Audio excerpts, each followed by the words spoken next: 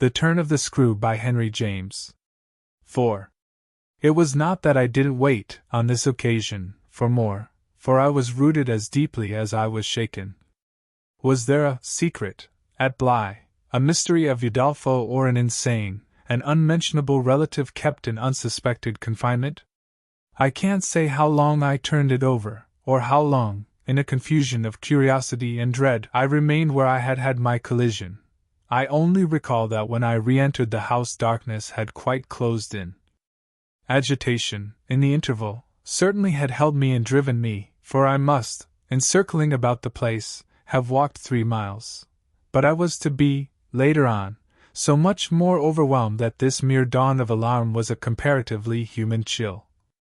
The most singular part of it, in fact, singular as the rest had been, was the part one became, in the hall, aware of in meeting Mrs. Groves. This picture comes back to me in the general train, the impression, as I received it on my return, of the wide white-paneled space, bright in the lamplight and with its portraits and red carpet, and of the good surprised look of my friend, which immediately told me she had missed me. It came to me straightway, under her contact, that, with plain heartiness, mere relieved anxiety at my appearance, she knew nothing whatever that could bear upon the incident I had there ready for her.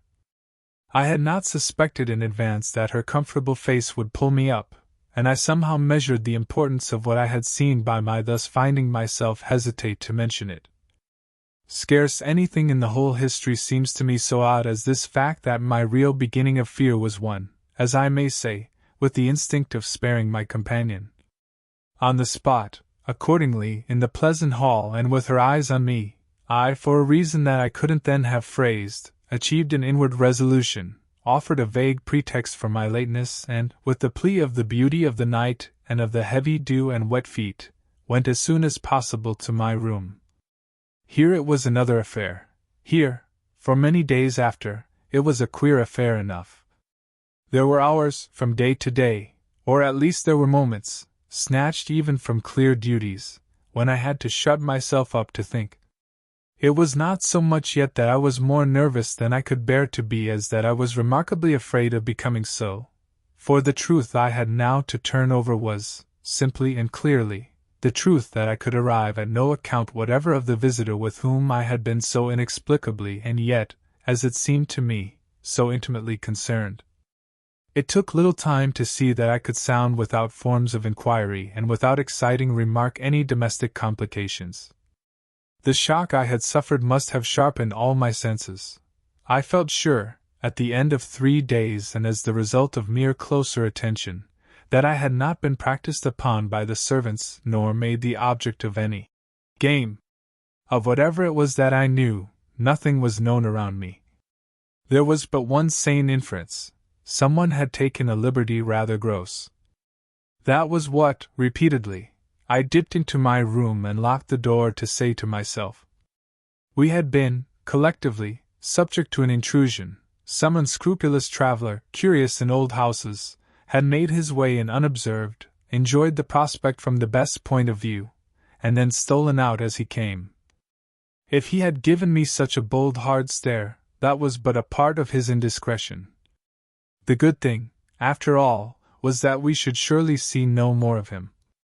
This was not so good a thing, I admit, as not to leave me to judge that what, essentially, made nothing else much signify was simply my charming work.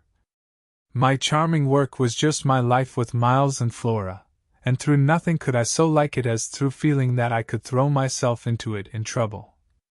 The attraction of my small charges was a constant joy, leading me to wonder afresh at the vanity of my original fears, the distaste I had begun by entertaining for the probable grey prose of my office. There was to be no grey prose, it appeared, and no long grind, so how could work not be charming that presented itself as daily beauty? It was all the romance of the nursery and the poetry of the schoolroom. I don't mean by this, of course, that we studied only fiction and verse. I mean I can express no otherwise the sort of interest my companions inspired. How can I describe that except by saying that instead of growing used to them, and it's a marvel for a governess, I call the sisterhood to witness, I made constant, fresh discoveries. There was one direction, assuredly, in which these discoveries stopped. Deep obscurity continued to cover the region of the boy's conduct at school. It had been promptly given me, I have noted, to face that mystery without a pang. Perhaps even it would be nearer the truth to say that, without a word, he himself had cleared it up. He had made the whole charge absurd. My conclusion bloomed there with the real rose flush of his innocence. He was only too fine and fair or the little horrid, unclean schoolworld, and he had paid a price for it. I reflected acutely that the sense of such differences, such superiorities of quality, always, on the part of the majority, which could include even stupid, sordid headmasters, turn infallibly to the vindictive. Both the children had a gentleness, it was their only fault, and it never made miles a muff, that kept them, how shall I express it, almost impersonal and certainly quite unpunishable. They were like the cherubs of the anecdote, who had, morally, at any rate, nothing to whack. I remember feeling with Miles in especial as if he had had, as it were, no history. We expect of a small child a scant one, but there was in this beautiful little boy something extraordinarily sensitive, yet extraordinarily happy, that, more than in any creature of his age I have seen, struck me as beginning anew each day. He had never for a second suffered. I took this as a direct disproof of his having really been chastised. If he had been wicked he would have caught it, and I should have caught it by the rebound, I should have found the trace. I found nothing at all, and he was therefore an angel. He never spoke of his school, never mentioned a comrade or a master, and I, for my part, was quite too much disgusted to allude to them. Of course I was under the spell, and the wonderful part is that, even at the time, I perfectly knew I was. But I gave myself up to it. It was an antidote to any pain, and I had more pains than one. I was in receipt in these days of disturbing letters from home, where things were not going well. But with my children, what things in the world mattered? That was the question I used to put to my scrappy retirements. I was dazzled by their loveliness. There was a Sunday, to get on, when it rained with such force and for so many hours that there could be no procession to church, in consequence of which, as the day declined, I had arranged with Mrs. Groves that, should the evening show improvement, we would attend together the late service. The rain happily stopped, and I prepared for our walk, which, through the park and by the good road to the village, would be a matter of 20 minutes.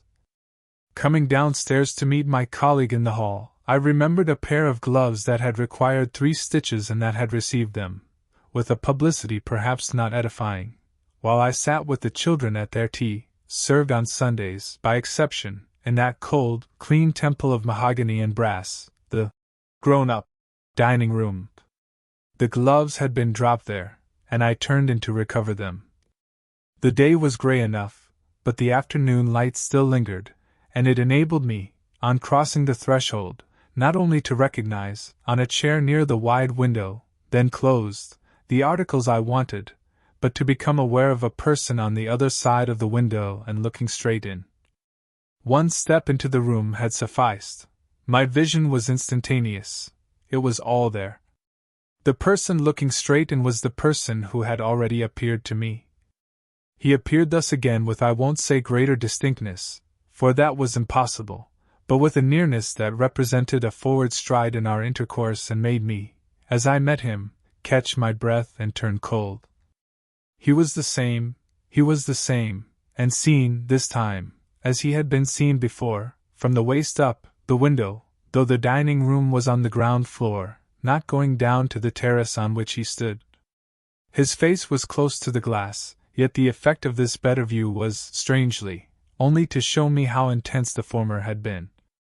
He remained but a few seconds, long enough to convince me he also saw and recognized, but it was as if I had been looking at him for years and had known him always. Something, however, happened this time that had not happened before.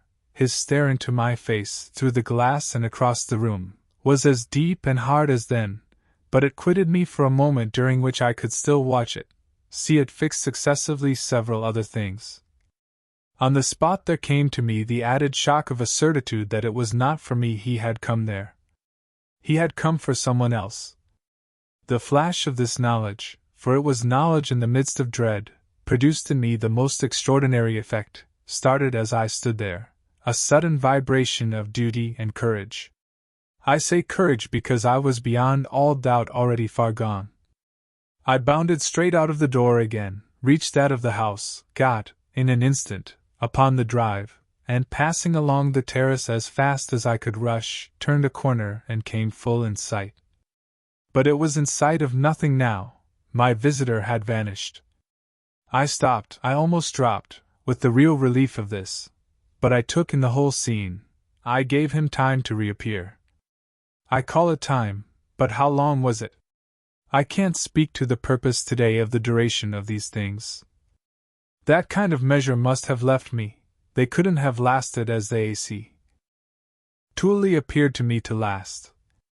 The terrace and the whole place, the lawn and the garden beyond it, all I could see of the park, were empty with a great emptiness. There were shrubberies and big trees, but I remember the clear assurance I felt that none of them concealed him. He was there or was not there if I didn't see him. I got hold of this, then, instinctively, instead of returning as I had come, went to the window. It was confusedly present to me that I ought to place myself where he had stood. I did so. I applied my face to the pane and looked, as he had looked, into the room. As if, at this moment, to show me exactly what his range had been, Mrs. Groves, as I had done for himself just before, came in from the hall. With this I had the full image of a repetition of what had already occurred. She saw me as I had seen my own visitant. She pulled up short as I had done. I gave her something of the shock that I had received. She turned white, and this made me ask myself if I had blanched as much. She stared, in short, and retreated on just my lines, and I knew she had then passed out and come round to me and that I should presently meet her. I remained where I was, and while I waited I thought of more things than one. But there's only one I take space to mention. I wondered why she should be scared.